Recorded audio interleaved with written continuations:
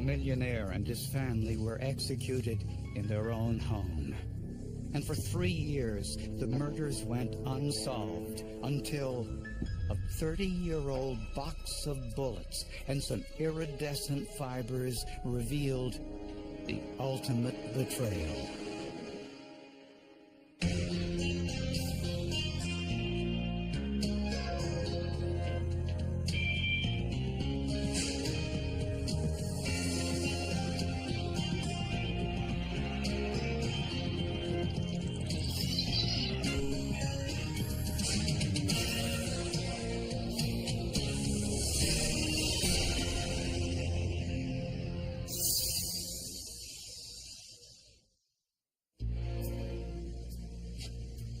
The beach house at Pajaro Dunes in Northern California. On weekends and holidays, it was the perfect getaway for the Ewell family. The family patriarch Dale was an extremely wealthy man who made his fortune selling airplanes. He was quite successful because he's very outgoing, very personable, convincing. And he'd go out on these ranches and sell farmers these airplanes, land in their field, sell them planes, and then teach them how to fly. Dale and his wife, Glee, had been happily married for 31 years. Their 24-year-old daughter, Tiffany, was a graduate student in accounting. Tiffany, very sweet girl by all accounts. She seemed to do well in school, and everybody loved her. Their 21-year-old son, Dana, was a business major at Santa Clara University. Dana was a very precocious child, very smart, almost too intelligent. I heard that once upon a time his IQ was 165, which is extremely high. In 1992, after spending the Easter holiday at Pajaro Dunes, Dale, Glee, and their daughter Tiffany returned home to Fresno. 2 days later, the Ewell's housekeeper tried to enter the home and sensed trouble. The security alarm was turned off, yet the doors were locked. Inside, she found Dale, Glee, and Tiffany dead from gunshot wounds. The thing that I recall most about the Ewell home from the murders is the photograph of Glee Ewell laying on her back in the den. She had a look of fright on her face, even in death. I've never seen a house that severely ransacked by any burglar I've ever dealt with. And I worked burglary before I worked homicide. Jewelry was missing from the home, and Dale Ewell's wallet was empty. But there were no signs of forced entry. How did somebody get in here, turn off the alarm, because it didn't get the alarm company or the police department? All three were shot with a 9mm weapon while bringing their luggage in from the beach house on Sunday night. So those tragic things, your life is great 1 second, and a millisecond later you're gone. Dana Ewell was fortunate. He avoided the ambush since he was having dinner with his girlfriend and her family that night, 160 miles away. He began dating Monica Zent, an FBI agent's daughter. At the time of the murders, Dana Ewell was with the family, and his alibi was FBI agent John Zent. Investigators found an open box of 9mm ammunition in the master bedroom, and they also found very unusual fibers on the victims. They had some fluorescent fibers that glowed under the ultraviolet light in the dark, and some rubbery stuff that I didn't have a clue as to what it was, except it appeared to be rubber. In their search for suspects, investigators thought that a business associate or rival may have wanted Dale Ewell dead. Before Dale acquired his business, the company was allegedly involved in some criminal activity. He took over the dealership from the former owner, who had gotten into a little bit of legal difficulty with marijuana smuggling. Or Glee Yule might have been the target. Glee Yule had worked for the CIA at one time. The CIA doesn't tell you a whole lot, but they did acknowledge the fact she did work for him.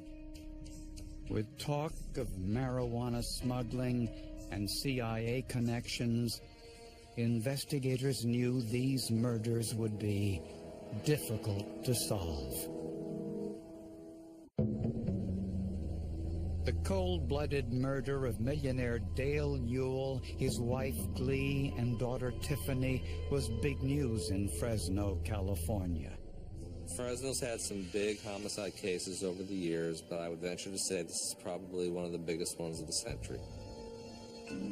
Investigators suspected that the Yules were killed on Sunday night when they returned from the beach house. Glee and Tiffany Yule drove back separately and were killed first.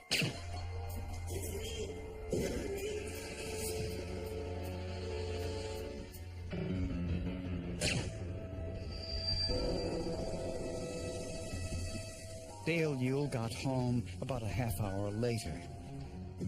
Whomever had killed his wife and daughter remained in the house for perhaps another half hour. Why would this killer or killers, why would they remain in the home for a half hour or so after they had gunned down two people? But that's apparently what happened. Dale was shot in the back of his head as he entered the house. Just stunned, just became numb. Just could not understand or believe or contemplate such a thing. All three were killed with a 9mm weapon. These people were essentially ambushed. It was a scene of pure evil.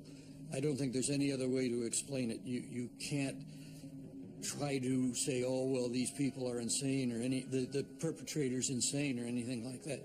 The perpetrator in this case was just purely evil.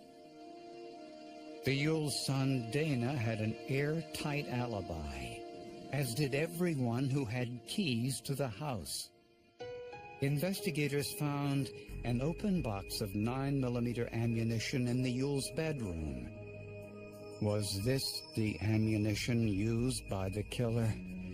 The 9mm bullets retrieved from the bodies had been damaged on impact, but the back end of each bullet, known as the heel, was intact. The impressions on there had nothing to do with the bullets being fired. It was something that occurred during manufacture and was something that I hadn't seen before. So Alan Boudreau removed the casing from an unfired bullet and compared it to the heels of the bullets from the victims. The tool marks were the same. These bullets, the murder bullets, came from this box of ammunition. An identification number on the box indicated the bullets were made in 1971. And a price sticker on the box revealed it was purchased at a local hardware store. When police called the hardware store, the owner said he still had all his sales receipts, even the ones from 30 years ago. And they found the receipt for that ammunition made out to Dale Yule. Proof that Dale Yule and his family were killed with his own ammunition. It had to be somebody that knew enough about that family to know that there was a box of 9mm ammo in Dad's bedroom, which meant it was an inside job of some sort. And the bullets looked like they had been fired through more than just the barrel of a gun. These bullets went through something that marked them unlike any normal gun barrel. And it could be a flash suppressor, sound suppressor, silencer, something along that line. What robber would come to a crime scene with a silencer on the gun? Could it have been a hitman. The forensic evidence gathered at the Ewell family home painted a bizarre picture of how Dale Ewell, his wife, and 24-year-old daughter were killed. Someone with a house key turned off the security alarm and murdered them with a 9mm weapon using ammunition belonging to the victim, Dale Ewell.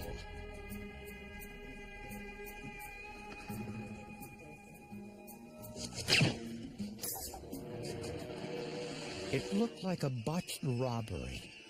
Some money and jewelry were missing, and the only forensic evidence was the bullets and the yellow luminescent fibers. From the scientific end of the investigation, what I had to work with was relatively little. The only remaining family member, the Ewell's 21-year-old son, Dana, had a rock-solid alibi. He was with his girlfriend and her family. There really was never any question about his alibi, where he was on Easter Sunday when his parents were being killed. What innocent guy gets an attorney and wants us to contact the attorney to contact him just to get information on their parents or their sister? That made no sense. Dana Ewell also had a clear motive. He was the beneficiary of his parents' estate. Dana Ewell stood to inherit approximately $8 million. It would have been approximately $4 million had his sister not also been murdered. Dana was a prim and proper type kid, went to class with his $200 shirt and his $100 tie. That he let everybody know that's what it cost. He also made some unusual inquiries after the murders. Dana Ewell called me at the coroner's office and interrogated me as to the progress of the autopsy, what we'd found, and so forth. It is really unusual for some close family member to call and ask for the details of the case in the way he did. And investigators learned that Dana had some character flaws. Apparently, he had plagiarized a term paper in his business ethics class and failed the course. Investigators also learned that Dana was a loner. His only friend was his former college roommate, Joel Radovsich, so they decided to give him a call. First thing Joel said upon being phoned by Detective Souza was, "Are you going to arrest me?" It was an unusual thing to say. So unusual that police put him under surveillance and found that he didn't use the telephone in his apartment. Instead, he'd use a payphone nearby. They had two payphones mounted on the outside exterior wall of the 7-Eleven store. He would look down at his waist level and then dial a number.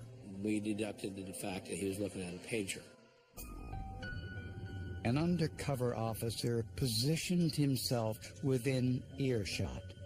I don't want no f***ing stock options. I want $250,000 and I want it now. Radovsich demanded $250,000 and also wanted advice on how to invest it. Joel was a world of his own. Like no one was around him. The only thing they were talking about was their investments and where they were going to invest the money. According to phone records, Joel was talking to Dana Ewell. A check of Joel's financial records indicated that he was spending freely, despite not having a job. He was taking helicopter flight lessons at the Long Beach airport, some of which cost $500 an hour. No job, no source of income, and he's spending this kind of money. They found that the checks for some $5,600 odd for Joel's lessons had been paid by Dana directly. this was a very curious event. This was something that led directly to a financial link between the two suspects. And Joel Radovich purchased several very suspicious items prior to the murders. During a surveil of Joel Radovich, the detectives found that Joel had ordered books from a publisher in Boulder, Colorado. And in turn, he had these books shipped to a man named Jack Ponce. One of those books described how to make a homemade silencer. A background check revealed Jack Ponce was a 23-year-old law student and Joel Radovich's lifelong friend. Records indicated that Ponce owned a 9mm semi-automatic weapon. Jack Ponce said initially that the weapon had been purchased for the purpose of shooting possums in his attic. Investigators found the whole possum shooting scenario a bit hard to swallow. During police questioning, Ponce denied any involvement in the Ewell murders and said his 9mm gun had been stolen. We've probably heard that story a few times in our career. This murder investigation had been complicated and time-consuming. By this time, 3 years had passed, and Dana Ewell told everyone who would listen that detectives John Souza and Chris Curtis were too inept to solve the case. Dana Ewell, he would call us Mutt and Jeff and Bert and Ernie, and we weren't smart enough to find the murderer of his family. And, you know, Ernie Bert couldn't find a gun in a gun store. And the only reason we had the cops' jobs is because we couldn't get no other job. I'd be damned if some kid like that's going to make a fun of us. Investigators now had 3 suspects in the murder of Dale, Clee, and Tiffany Ewell. The Ewell son, Dana, his college roommate, Joel Radovich, and Joel's friend, Jack Ponce. With a search warrant, investigators found a number of interesting items in Joel Radovich's apartment, including a half-dozen tennis balls with holes drilled through them. I found out that the dyes that they use in these yellow and orange and purple, pink tennis balls are FDA-approved dyes because children and dogs chew on tennis balls. And it was very interesting, but I found out everything there is to know about tennis balls. The fibers from these tennis balls were consistent with those found on the murder victims. Proof that the tennis balls were part of the homemade silencer. Jack Ponce was arrested at a restaurant where he worked as a bartender. Joel was eventually arrested at his favorite Taco Bell, where he seemed to eat 3 times a day, every day. Dana, however, was nowhere to be found. Radovich admitted to nothing. Jack Ponce, however, didn't want to face the death penalty, so he decided to cooperate. He was the one of the 3 who, as the police say, rolled over. He agreed to turn evidence against Joel Radovich and Dana Ewell, tell them everything he knew. Ponce originally told investigators that his 9mm weapon had been stolen. He now admitted he sold it to Joel Radovich for $500. A few days later, Ponce said Joel returned the gun and told him to get rid of it. Joel told Jack that he's the one that killed the Ewell family, and he described the inside of the house, where he was, how he did, what happened, the sequence of events. And we knew all that, but it was never in the newspaper. Ponce said he disassembled the gun, threw the parts in dumpsters, and buried the barrel in a vacant lot in Los Angeles. In an unbelievable stroke of luck, The barrel was still there. Been there for 3 years. Surprisingly and luckily, we have an open lot in L.A. that stayed vacant and wasn't paved over or concreted over for 3 years. Holes had been drilled into the gun's barrel, consistent with the information in the books that Joel Radovsich ordered. Investigators dipped the barrel in a special solution to remove the mud and rust.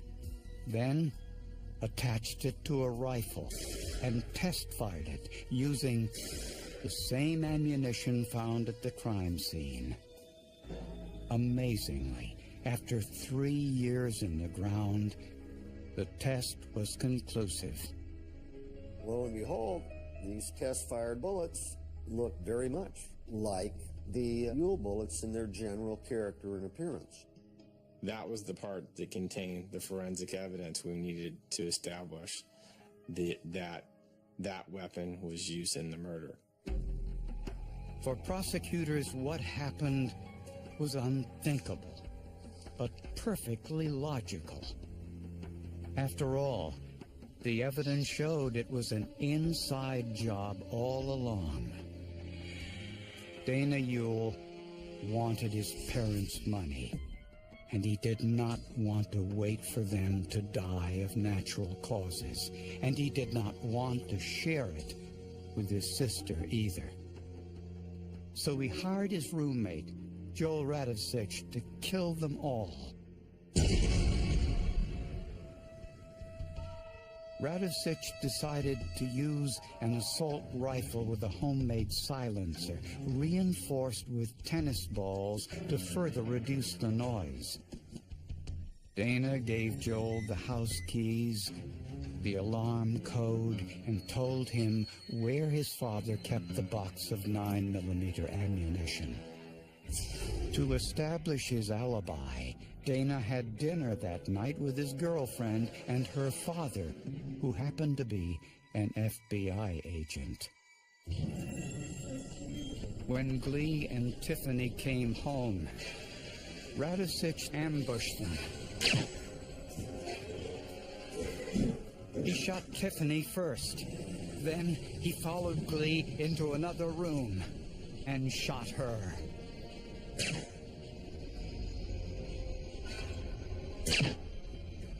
About a half hour later, Dale came home, and Joel was waiting.